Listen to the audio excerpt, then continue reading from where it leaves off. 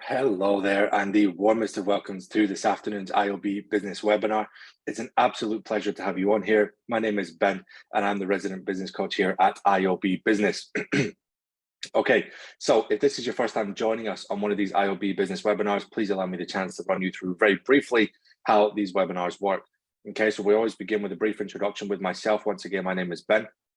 And then we're going to dive into a presentation that's going to run for around about 15 to 20 minutes or so. Okay.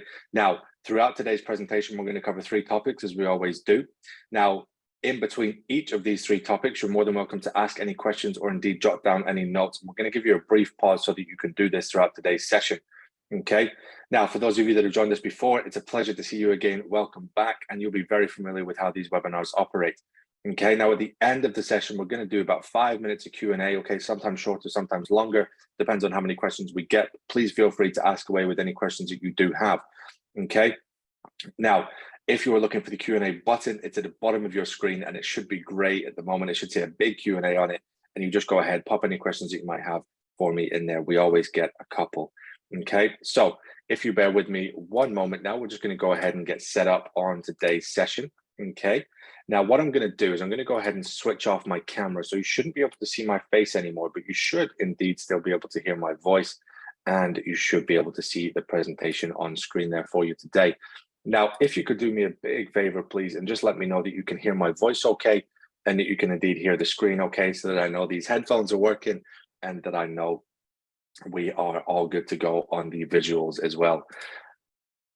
All righty, fantastic. Thank you so much for that confirmation. Looks like we are good to go. Okay, so today's topic, we're going to be talking about 3 strategies for pushing fear out of your way. Now, this is so incredibly important because many of us as entrepreneurs, individuals, business owners, we do suffer from fear. We do struggle with it. Okay, so what we'd love to share with you today are 3 core strategies for pushing these things out of your way. Okay. So the 3 topics that we're going to cover today, we'll cover in just a second. Once again, your presenter right now is myself. My name is Ben, and I'm a professional business coach. Okay, I specialize in working with small businesses. I love to help them achieve stability and growth throughout their venture, throughout their journey. Okay, this is what I get to do every day, and this is what I love. I'm blessed to be on here presenting this to you today. Okay, so today's session, we're going to cover 3 topics as always. Number 1, we're going to discuss that fear is a mental battle. Okay, we've got to understand this before we can do anything else. Number 2, we're going to talk about the fact that you've done it 1,000 times before, even if you haven't.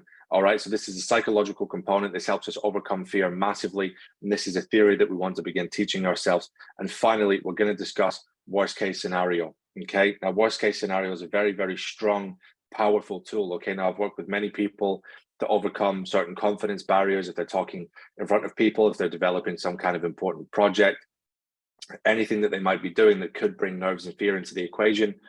I've worked with them many, many times over on how to push these kinds of obstacles out of their way. Okay, so begin with topic number 1 today. Understand that fear is a mental battle. Okay, it exists purely psychologically. So our state of mind correlates into our physical behavior. Okay, so what do I mean by this? Okay, your physical behavior, if you've ever met somebody who doesn't seem overly confident, they don't seem that brave, they don't seem that fearless. Okay, you can get almost an immediate sense that they're nervous. Okay, so clear indicators of this: they're looking at the floor, they're covering their mouth or eyes when they're speaking. Okay, they might be rubbing their nose, rubbing their face.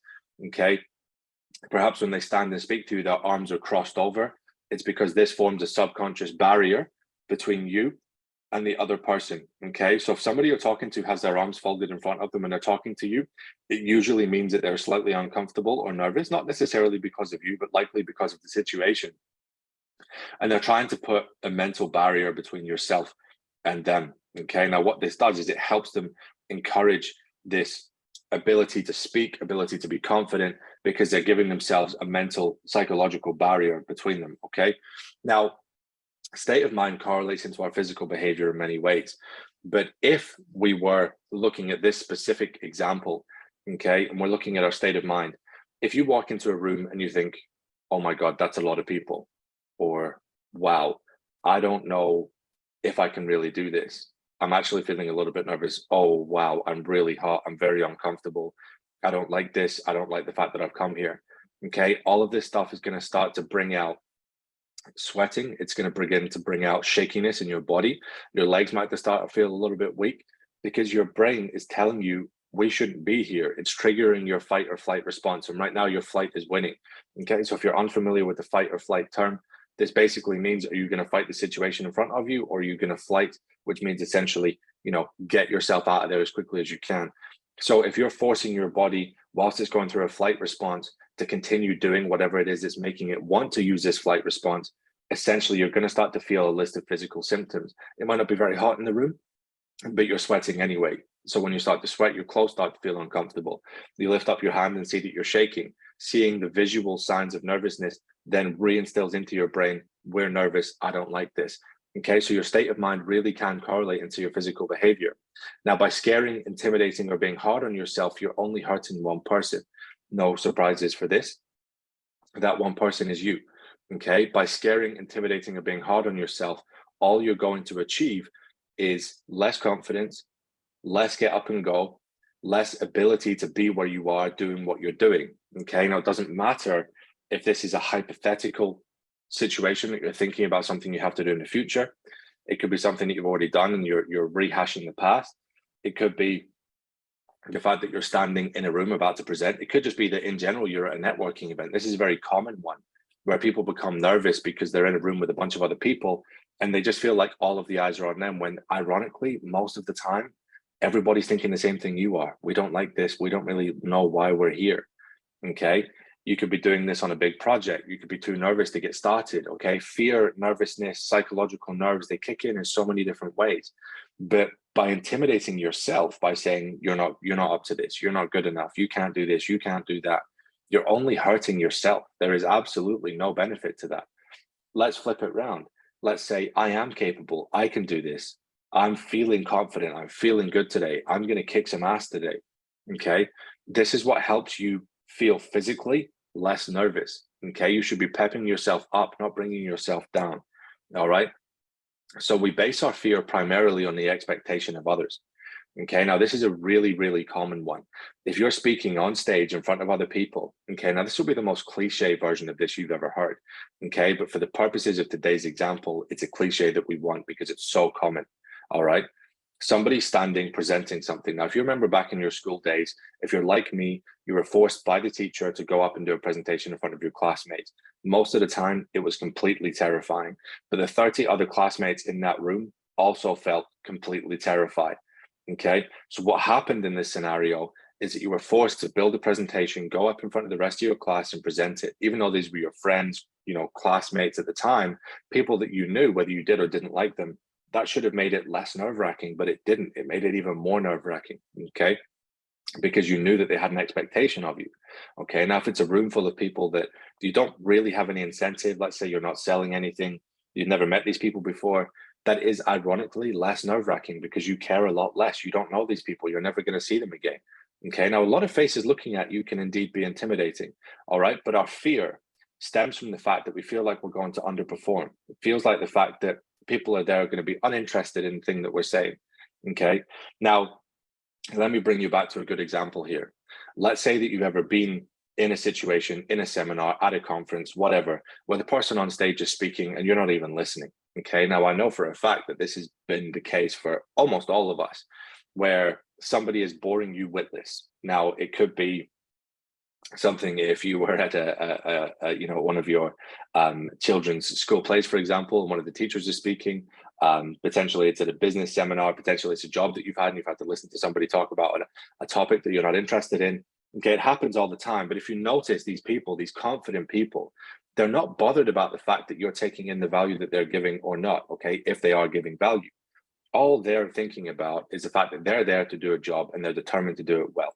So when we base our fear on the expectation of others, you're fearful of being booed off stage. You're fearful of being let down. You're fearful of the fact that whatever you're about to say isn't going to be of any value. Because if not for that, what else would you be scared of? You're fearful of the judgment of others. Okay. So you have to take yourself into a different realm of understanding to the point where you will be speaking to this. Now, human behavior, professional humans will give you their attention whether they like it or not. That is what professional humans do. Okay, so you will have attention. You will have the words that you're saying at least being listened to, even if not absorbed. Okay, so you keep this theory in mind to begin with. The second theory that you need to understand is that you're never going to please every single person in the room. This is literally completely impossible. Out of 100 people, you'd maybe be lucky if you were giving value to half of them. The other half are usually just being polite. So keep this in mind the next time you have to do something. Now, I use the example of public speaking here because it's a very, very good one when it comes to nervousness. It's perhaps the most common thing that people get nervous about in business, apart from a risky conversation with their boss. Okay, so we base our fear on the expectation of others. Now, what you must do is remind yourself that the only person you must impress is yourself. If you can step off that stage at the end of the day and tell yourself, I gave that 110%. I practiced what I had to say beforehand, and I knew what I was saying when I got up there. Okay, so the second most dominant reason for nervousness, in my personal view, okay, now in my training that I've done, personally when I've done it, personally when I've helped others do it, is that people get nervous because they don't know what they want to say, or they don't know what they're going to say when they do eventually get up on stage. Okay, now this is very commonly talked about in the public speaking space. And essentially what it is, it's drawing blank lines. You don't know what you're going to say. You forget your line, essentially. So one great way to overcome nervousness, and I've learned this from some amazing mentors in the past, is that you repeat what it is that you need to say over and over and over. You walk about your living room, you walk about your office, practicing what you're going to say, so much so that it becomes almost completely automatic. So that when you stand up, it doesn't matter if it's 10 minutes or 45 minutes or 2 hours, you know exactly what you need to say, okay? You will continually carry yourself over. So that brings us to the end of topic number 1. Please take a moment now to indeed ask any questions and jot down any notes that you might have for me. And we will get very briefly onto topic number 2 for today, okay? Fantastic. So hopefully you've had a chance now to do that, okay? We're going to dive on to topic number 2 now, where we're going to talk about the fact that you've done it 1,000 times before, even if you haven't, okay? Now, this is a psychological trick. I know that you haven't done it 1,000 times before. The chances of having done public speaking 1,000 times before is extraordinarily unlikely unless you've been doing it for 20 years, okay? So here's the thing. You're not trying to be perfect, okay? We need to bring this psychological belief, this psychological component that I've done this 1,000 times before. Why? Because you're so much more confident if you've done something multiple times before. Now, 1,000 might be an extreme example, but I did this very deliberately to show you the highlights of what can be understood here, okay? So let's say that you are putting together a bit of IKEA furniture, okay? The first time you're like, oh, this is taking forever. I don't really know how to do this. Second time, oh yeah, I remember kind of how that goes. Third time, oh, maybe I don't even need the instructions anymore. We start to put it together. Fourth, fifth, sixth time, you're flinging them up. No problem, no questions asked, all right? If you've not experienced IKEA flat pack in the past, good for you, okay? It's not something that's always easy to begin with. But that's just one silly example of how if you've done something multiple times before, it doesn't begin to bother you as much. Now, we could look to human nature, we could look to personal behaviorisms, okay? Now, let's say that probably the first time you met somebody when you were a child, you were a little bit nervous, you didn't really know what to say.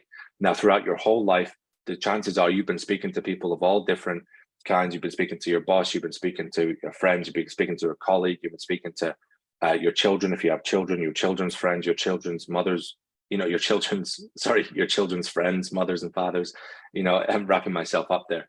But the theory of this is that the more you speak to somebody, the more confident you become. Okay, now the more you're forced to do something, the more confident you become with it. Potentially buying something on your own for the first time in a shop when you were a child was nervous. Now you walk into it and you think absolutely nothing of it. Now, in a professional sense, this applies for the first time you give a presentation in front of your colleagues. It could be nerve-wracking, but you do it enough and you become confident. Potentially you present webinars, okay, like I'm doing just now. First time, maybe you're a little bit nervous, maybe you're a little bit unsure. The 100th time you've done it, you become pretty calm and pretty relaxed to just do it, because your body and your mind, they almost look after you with this subconscious, we got this, we know how to do it, okay? It's muscle memory, it's repetition, it's verbal repetition, all right? So you're not trying to be perfect, okay? Now, the reason this becomes so powerful is because when you relax and when you get into something, you actually are most of the time very, very good, even if not completely perfect. But one of the biggest things that can happen is you end up in this funny psychological state where you could be making a mistake on stage. And as soon as you make that mistake, that verbal mistake, your brain just goes, oh my God, panic, panic, panic. we just made a mistake. Everybody saw it. Everybody's laughing. When in reality, nobody's bothered. If you made a speech mistake, like I've made a couple on this webinar already, but you laugh it off, you move on. You even sometimes own up to the mistake if it's relevant enough and just say, oh, my bad, didn't mean to say that or didn't mean to do that. Okay, but most of the time, just correct yourself and carry on. Okay, you're not trying to be perfect. And if you're trying to be 100% perfect, those little hiccups, they're going to bother you more than they should because nobody else cares. So you shouldn't either. Okay, we often fear something more when we're doing it for the first time. All right, so like we've said, good examples there when you're a child buying something in a shop for the first time versus when you're an adult doing this. Okay, it's not scary anymore. Professional sense, giving a presentation to your colleagues, your boss, giving it for yourself, speaking to a prospective client for the first time, us as digital agency owners here. Okay, we look at that kind of thing. Prospective digital agency owners, maybe that's something you're nervous about. Okay, I know we have a varied amount of wonderful people on this webinar, and this applies to all of you. Okay, we often fear something more when we're doing it for the first time. You're running a business for the first time. Okay, of course, you're going to be notably more nervous and more anxious about it than you would be if it was your 5th business, your 10th business. Okay, so we often fear something more when we're doing it for the first time. Now, you may also fear something due to a bad previous experience, and this is something that we're going to have to learn to get rid of. Okay, your demons, as it were. If you cling on to things from the past, you cling on to these negative experiences, you then begin to believe subconsciously that you're going to do it again. You're almost just waiting for this disaster to happen when it may very well never come up again. Okay, many of us, even if we don't mean to, learn from the experiences. Okay, we learn from things that we've done in the past and we learn how to not do them again. But you could be fearful here of something due to a bad previous experience. If once before you're presenting on stage and you got way too hot and the crowd was busy and talking and it wouldn't settle down for you and you felt like you were just talking to a brick wall, that might put you off public speaking for good, and understandably so. Nobody could blame you for not wanting to do it again.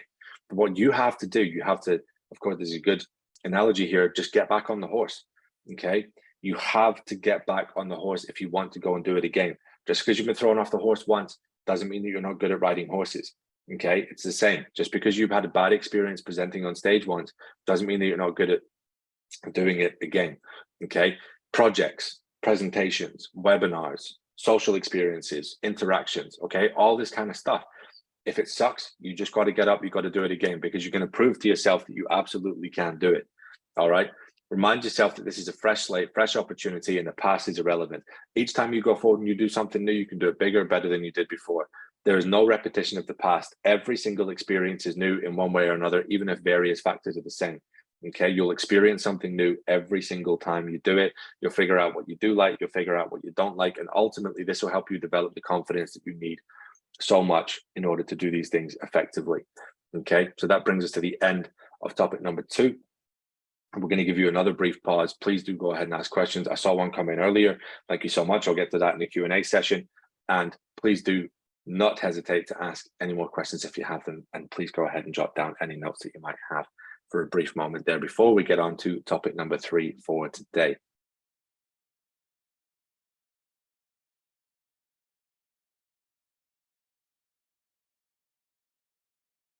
All right, one more point there. So we are far more confident when we've done something several times, okay? Instill this into your belief system, whether it's your first or your 1000th time. Okay, so this is just a little summarizing point here on topic number 2. We're far more confident when we've done something several times. Okay, and if you instill this into your belief system, whether it's your first time or your 1000th time, you will begin to believe this subconsciously. Okay, you must tell yourself, been here, done this, got the t-shirt, because if you hype yourself up too much and think about how big this first time is going to be, of course it can be exciting, but it can also bring anxiousness and nerves that you don't necessarily need. Okay, so don't push yourself into that classic trap of overhyping the first time of doing something. Almost tell yourself, been here, done that, not a big deal. Okay, now if it's your first time doing something really cool that you've always wanted to do, by all means, get excited about it. But if it's something that you're nervous about doing, just tell yourself, I've had many situations like this, even if not directly this exact type of situation. I've done it that many times before, been here, done that, got the t-shirt. I'm very, very confident. Okay, so moving on to topic number 3, worst case scenario. Okay, now this is a fantastic one. It's so beneficial, so easy to run through here. Okay, using worst case scenarios is an excellent way to encourage rational thinking. Okay, now if you've ever said to a friend, a loved one, if you were helping them through a situation, you could say to them, look, What's the worst case scenario? What's the absolute worst thing that happens here?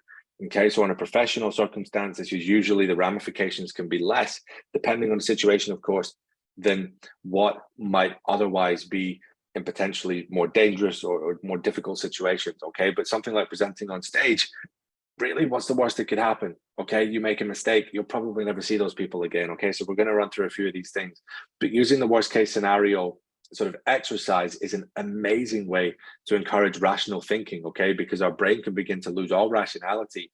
We don't really understand what's going on. We've just got ourselves into this nervous ball of stress, and we don't understand where to look, left, right, up, down. We don't know what we're doing. Okay, but using the worst case scenario can really bring that thermometer of stress back down again. Okay, worst case, you make a mistake. All right, so we're going to cover a few examples now. Worst case, you make a mistake, you start over or repair it. All right, so this is if you're doing a project. Now you'll see I put in brackets at the end, worst case scenarios for these types of things. All right, so project, worst case, you make a mistake. All right, many people don't get started on projects because they're fearful of making mistakes. All right, they're fearful, not necessarily of making a direct mistake, but maybe they won't build it to the best it could be. Maybe somebody somewhere knows how to do it better. Now, if you've heard this expression before, there's always a bigger fish. All right, there's always somebody with more money. There's always somebody with more expertise. There's always somebody who's better at something than you will be. Okay, but you're going to let this stop you from doing whatever it is that you want to do. You might be the best in the world at something, anything. You just don't know it. Okay, now remember, there's always a bigger fish. So if you're trying to get something perfect, you're never going to progress. What you should only thing you should be concerned with is the person you're doing the project for. Do they think that that's a high, intelligent, solid caliber that you've delivered to for the best of your ability? And if they're happy with it, and you're happy with it, you shouldn't care about anything else. All right. So worst case, you make a mistake, start over or repair it. All right. Now, presentations, worst case, you forget your lines. Take a sip of water, read your prompts, get back into it. All right. So you'll see on this webinar today, I have prompts that help me speak. Okay, so I'll read the line, a very brief bullet point, and then I'll elaborate on that point for you to give you value and content. Okay, this isn't rehearsed. This is something that is coming fresh from me every time I speak to you. Okay, so worst case, you forget your lines. Now, some people prefer to prepare exact lines all the way throughout presentations. Other people prefer just to use verbal prompts. You might find that you don't want any prompts or any presentation or any verbal lines or written lines at all. Okay, I would advise having something, but you've just got to figure out what makes yourself most comfortable. All right, so worst case scenario here, you forget your lines. Okay, fine. Go ahead, take a sip of water. If it's a crowd, if it's an online crowd or whatever, just tell them you're going to take a brief moment because you need a sip of water, read your prompts, get back into it, start over. Okay, it's not a big deal. It's only a big deal if you allow it to be. Okay, worst case scenario, you make a business error in general. Okay, note the error, review your education, speak to a mentor. Okay, is it an error that you can review yourself? Is it something that you can fix? Is it something that you can mitigate? Okay, or do you need to speak to somebody who's been there, done that, knows exactly what happened and can show you how to not make that mistake again? All right, now risk mitigation is a big thing here. Okay, probably the final point that isn't in this presentation that I want to share with you anyway. Okay, risk mitigation is so important. So big errors can be particularly financial, okay, or social here. All right, so you don't want to burn a bridge with somebody, okay, whether purposely or inadvertently. So you should be very conscious of not doing this. The second thing is if it includes money, make sure that you're not putting everything you have into that test, if it is a test. Okay, if you're skilled, familiar with the process, do as you wish. But when it comes to testing things for the first time, be cautious. Use small amounts of finances in order to figure out whether it works or not before doing it. Okay, so that's just a little bonus tip for you there. Now, moving on to the summary of today's presentation. Fear is a mental battle. Focus on your state of mind. Okay, make sure that your state of mind does not correlate into your physical behavior in a negative way. Repetition builds confidence. Act as if you've been there before. You've been there, you've done that 1,000 times over. You could not be more confident. And finally, what's the worst case scenario? Very likely not that bad at all. All right. So as always, an enormous thank you for attending today's session. It's been an absolute pleasure speaking with you today. It's a pleasure to see so many new faces alongside so many familiar faces. It's always a pleasure to have you on here. Okay.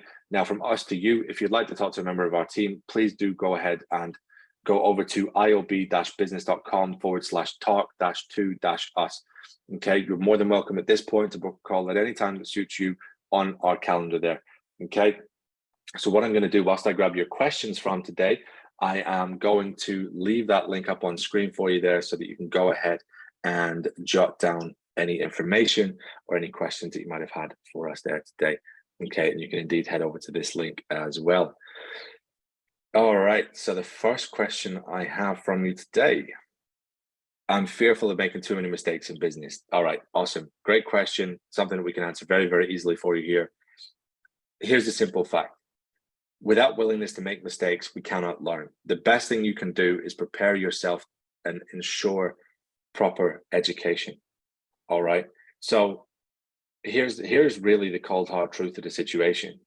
In order to progress with almost anything, you have to be willing to make mistakes of some kind.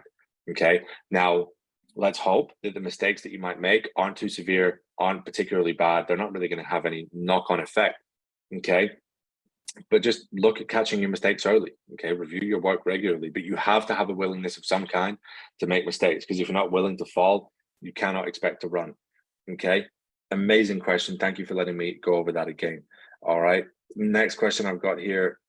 I get physically nervous symptoms when I'm about to present. Okay. So essentially what we're saying here is that the fear, the nervousness can manifest into physical symptoms. Okay. So my advice for you, if this is something that you're, I would go there on the presumption that you're talking on stage, you're talking in front of people, you're doing a presentation of some kind. All right. So the best thing you can do here, remember what we said midway through the presentation about knowing your lines. Okay. Repeat them until it becomes muscle memory. Look through your audience, not at them. Okay. Here's another great tip. So if you're looking, you should always look around the audience. Okay. So say you split the audience into 4 segments. You go 1, 2, 3, 4, 1, 2, 3, 4, back and forth to make sure you're giving everybody attention. Okay. Now, lots and lots of tips. I don't want to overload you here, but some classic errors that people make. Okay. Number 1, they don't know their lines. Number 2, they don't move their eyesight around the audience when they're talking to them. Number 3, they pace up and down the stage. Okay. It makes you very difficult to focus on when you're pacing up and down the stage. Okay. It's not confident behavior. All right. So look through the audience. Okay. Don't focus on any one person's eyesight. Okay. If you do that, you'll begin to instill nervousness because you'll try and subconsciously read facial expression. All right. Now, if you're reading a facial expression and it's negative, or you think they're bored, it's going to put you off. Look through the audience, not at them. Okay. If you're online, act as if you're the only one there. Okay. So let's say you're presenting a webinar or you're doing a Facebook Live or something like that. Okay. Act as if there's nobody else on there with you, because you are most confident when you are on your own. Okay. You are most confident when you feel like you're not being recorded, when you feel like you're not talking to anybody. Okay. So if you have that chance and there's nobody physically in front of you and you're just talking to a computer or a phone, just leave it that way. Pretend as if you're the only person in the room and you're giving value to yourself.